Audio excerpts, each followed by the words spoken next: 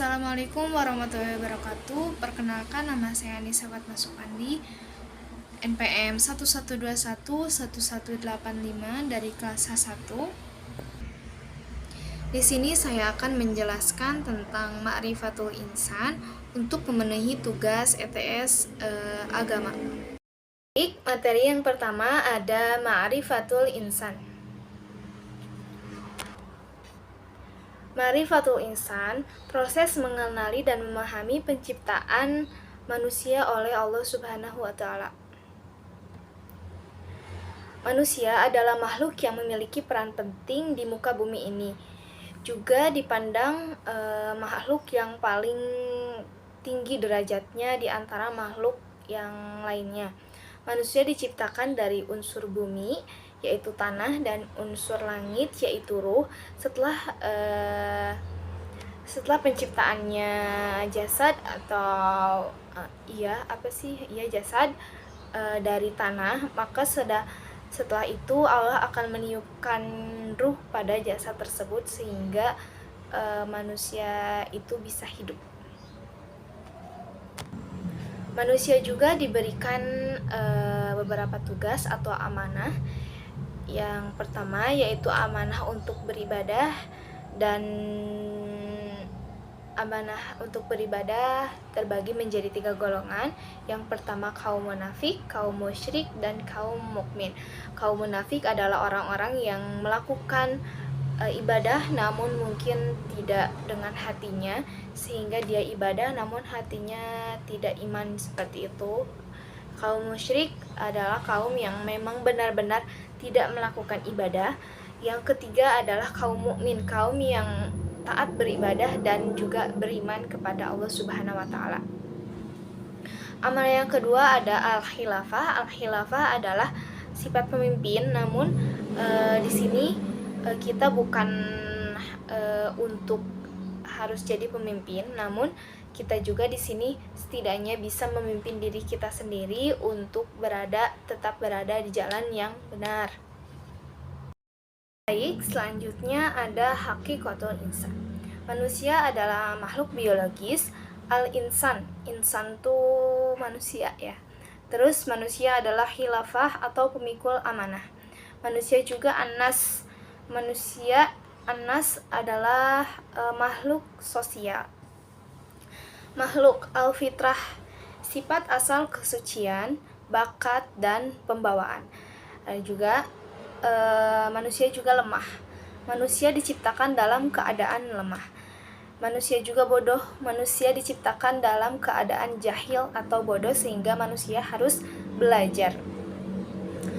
Terus manusia adalah fakir, di mana manusia diciptakan dalam keadaan fakir atau butuh kehendak, sehingga manusia itu membutuhkan kehendak dari sang penciptanya. Dan manusia juga dimuliakan. Satu, ditiupkannya ruh kepada jasadnya. Terus memiliki keistimewaan. Manusia sangat banyak memiliki keistimewaan seperti akal juga, dan juga di derajat yang lebih tinggi dari makhluk-makhluk lain yang Allah ciptakan. Terus ditundukkannya alam kepadanya, dan juga manusia juga dibebani oleh ibadah, dan al-khilafah, ibadah adalah tuntutan kita untuk ibadah, menjauhi larangannya dan melaksanakan perintahnya, dan juga al-khilafah memikul segala amanah dari Allah dan juga menjadi pemimpin baik untuk dirinya atau untuk orang lain. Yang terakhir dari hakikatul insan ada diberikan balasan, yaitu adanya surga dan neraka. Surga untuk orang-orang yang beriman dan ibadahnya diterima oleh Allah. Neraka adalah tempat untuk orang-orang yang memang belum beriman dan mempunyai atau di dunianya telah melakukan kesalahan atau dosa.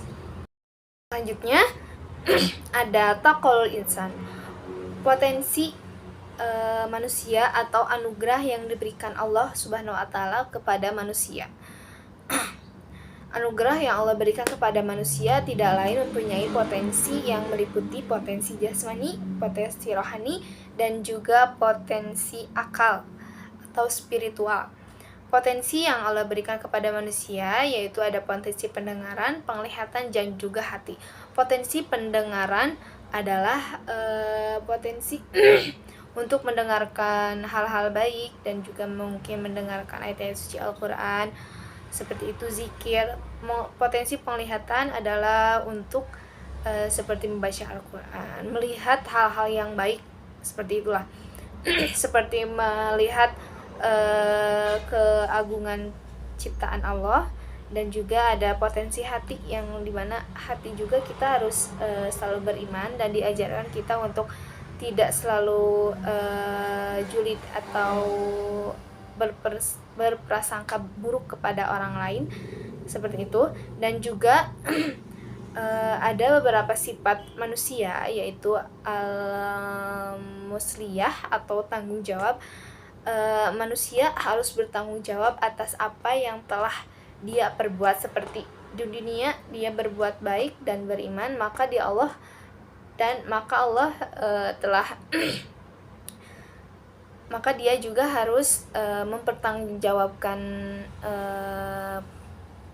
perbuatannya di akhirat nanti, seperti itu. Dan sifat selanjutnya ada al-amanah, yaitu amanah, yaitu Allah kan udah mengamanahkan kita untuk beribadah atau menjauhi larangannya dan melaksanakan perintahnya.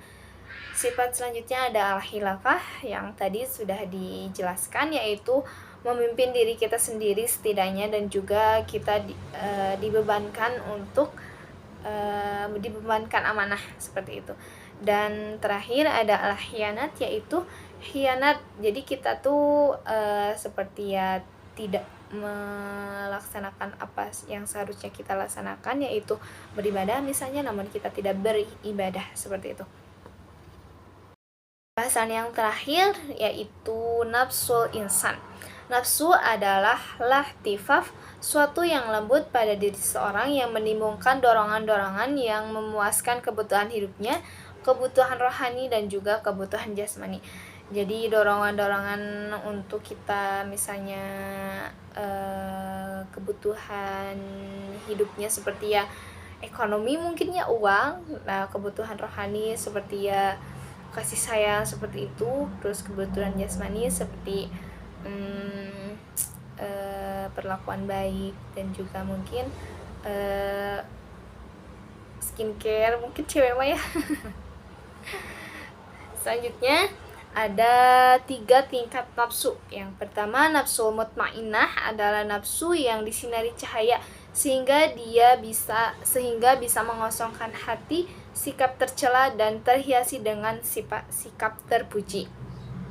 Yang kedua ada nafsu lawamah, jiwa yang berada dalam keadaan ragu memilih antara iman dan kafir, baik buruk dan taat atau maksiat.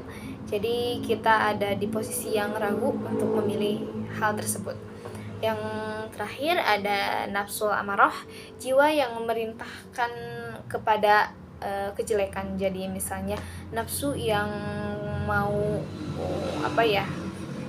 kan kita misalnya ya, kita kan di sini sekarang kan lagi bulan puasa ya, bulan Ramadan.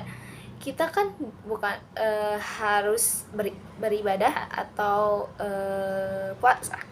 puasa. Namun nafsu amarah ini memerintahkan kita untuk tidak puasa atau bahkan melaksanakan maksiat di bulan yang suci ini, seperti itu. Mungkin cukup sekian yang dapat saya sampaikan. Mohon maaf bila ada perkataan atau penjelasan saya yang kurang baik. Mohon dimaklumi. Assalamualaikum warahmatullahi wabarakatuh. Terima kasih.